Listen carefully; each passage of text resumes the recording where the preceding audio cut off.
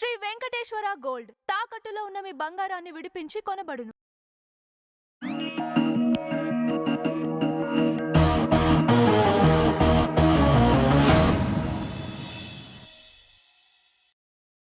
Ma'am నమస్తే ma'am. నమస్తే అండి. మ్యామ్, తెలుగు సినిమా డాన్సర్స్ అయిన కొరియోగ్రాఫర్స్ అయిన శేఖర్ మాస్టర్, జానీ మాస్టర్ వివాదం రోజు రోజుకు రగులుతూనే ఉంది మ్యామ్. ఇది ఒక కొలిక్కి రావట్లేదు.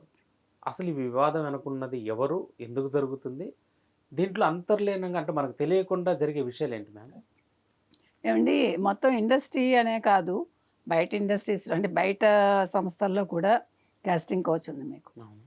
ఈ కాస్టింగ్ కోచ్ ఒక పక్క, రెండోది ఇప్పుడు ఆధిపత్య పోరు, నువ్వా నేనా, ప్లస్ ఇందులో మనీ ముడిపడి ఉంది. నాలుగోది ముంబై నుంచే డాన్సర్స్ ఎందుకు. ఇప్పుడు లోకల్ డాన్సర్స్ అడుగుతున్నది అదే. మనం మీరు ఒకసారి సినిమా ఇండస్ట్రీ కనుక దగ్గరుండి చూస్తే, దగ్గరగా ఎంత బాధ అనిపిస్తుందంటే, ఒక పూట తిండి కోసం వాళ్ళు ఎంత కష్టపడతారండి అలా కదా. లైట్లు మోసేవాళ్ళు ఎంత బాధ. వాడు ఆ తిండి కోసం వస్తాడు, ఒక పూట అన్నం కోసం. అందుకే మాయాజాలం అది, రంగుల ప్రపంచం అనేది. అందుకే ఆ రంగుల్లో వీళ్ళందరూ కొట్టుకుపోతూ ఉంటారు.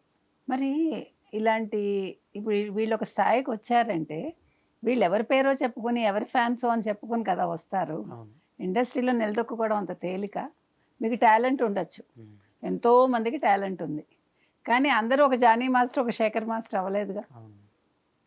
ఇదివరకు మీకు వీళ్ళు మహిళలు ఉండేవాళ్ళు కొరియోగ్రాఫర్స్, ఈ మధ్యకాలంలో తగ్గారు. మొన్న సమంత మా ఇంటి బంగారంలో ప్రకాష్ రాజ్ రెండో భార్య చేశారు, బాగా చేశారు ఆవిడ ఆ పాటకి. ఆడవాళ్ళు ఉంటే వేరేగా ఉంటుందేమో కదా, సరోజా ఖాన్, ఇంకా అట్లా చాలామంది ఉన్నారు తెలుగులో కూడా. బృందా గారు, తర్వాత ఇంకొక మంచి కొరియోగ్రాఫర్ ఉన్నారండి, తారా మాస్టర్. అందుకని ఆడవాళ్ళు రండి, ఈ గొడవలు ఉండవు. ముందు ఆడవాళ్ళు సేఫ్గా ఉంటారు. ఇప్పుడు డాన్సర్స్ సేఫ్గా ఉంటారు కొద్దో గొప్ప. అమ్మాయి తర్వాత కొరియోగ్రాఫర్ అయింది. ఆ అమ్మాయి సినిమాల్లో డాన్స్ చేసేది, వెనకాల డాన్సర్స్ కింద. నేను అమ్మాయిని ఫస్ట్ గుర్తించాను, అబ్బాయి ఎంత బాగా చేస్తుందో అనుకున్నా. మీరు నమ్మితే నమ్మండి, అంటే నాకు అది ఇంట్రెస్ట్ అనమాట. ఎవరు నేను హీరోయిన్ కంటే కూడా వెనకాల ఉండే డాన్సర్స్ని చూస్తాను, వాళ్ళలో టాలెంట్ ఉంటుంది, మీరు అబ్జర్వ్ చేస్తారు. అట్లా ఈవిడ చూసా. తర్వాత ఈవిడ సీరియల్స్లో నటించారు. అంటే చెప్తున్నా, ఒక్కొక్కళ్ళలో టాలెంట్ అలా ఉంటుంది. ఇప్పుడు ఇక్కడ రెండు ఇష్యూస్, ఒకటి ఆడవాళ్ళ ఇష్యూ. మరి అందులో మన దగ్గర ఎవిడెన్స్ లేవు కాబట్టి మనం మాట్లాడకూడదు. అది మ్యూచువల్గా జరుగుతుందా, బలవంతంగా జరుగుతుందా, అది మనకు అనవసరం, ఎందుకంటే we don't have any evidence. రెండోది, ముంబై నుంచే ఎందుకు తేవాలి. నేను మొన్న కూడా చెప్పా, డాన్సర్స్ అందంగా, ఎత్తుగా, తెల్లగా ఉంటే హీరోయిన్ ఏమవుతుంది అప్పుడు? అందం అవసరం లేదు, డాన్స్ చేయటం రావాలి. వెనకాల వాళ్ళు కలర్ఫుల్గా ఉంటారు, అంతవరకే. వాళ్ళ అందం ఎవరు చూడరు, వాళ్ళ మూమెంట్స్ చూస్తారు. కాబట్టి మన వాళ్ళని తీసుకుంటే మన వాళ్ళకి తిండి పెట్టిన వాళ్ళం అవుతాం. అది ఎందుకు మనం ఆలోచించాం? మనకి ఎంతసేపు ఆ తెల్లతోలు పిచ్చి. ఆ తెల్లతోలు పిచ్చితోటే కదా అప్పట్లో ఖుష్బుకి గుడి కట్టారు తమిళనాడు ఫ్యాన్స్. అయితే ఇక్కడ ఇంకొక విషయం ఏంటంటే, వీళ్ళు అది చిరంజీవి గారు ఒక సినిమాకి ఈయన కొన్ని కోట్లు వీళ్ళు నొక్కేశారు అని నేను ఎవరో మాట్లాడారు. ప్రొడ్యూసర్స్ ఏం చేయాలంటే, గుత్తకి మాట్లాడుకోకుండా, ఓకే నీకు ఇన్ని కోట్లు ఇచ్చేస్తాను, నీ బాధ్యత అని అనకండి.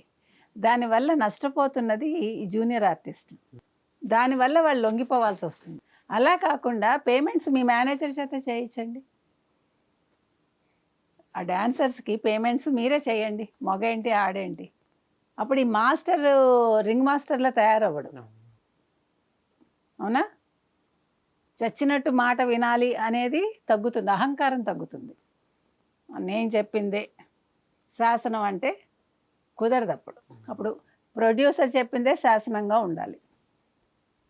ప్రొడ్యూసరే హీరో, గుర్తుపెట్టుకోండి. ఇదివరకు సినిమాల్లో ప్రొడ్యూసర్సే హీరోస్. ఇప్పుడు మళ్ళా సిస్టమ్ రావాలి, వస్తే వివాదాలకి చెక్ పడుతుంది. కాబట్టి ప్రొడ్యూసర్స్ ఆలోచించాలి. మీకు కష్టమైనా సరే ఇద్దరు మేనేజర్లను పెట్టుకోండి, ఏముంది కదా. వీళ్ళ చేతిలో పవర్ తగ్గించండి, అప్పుడు ఈ అహంకారం దిగి పని కరెక్ట్గా చేస్తారు, ఓవర్ యాక్షన్ తగ్గిస్తారు.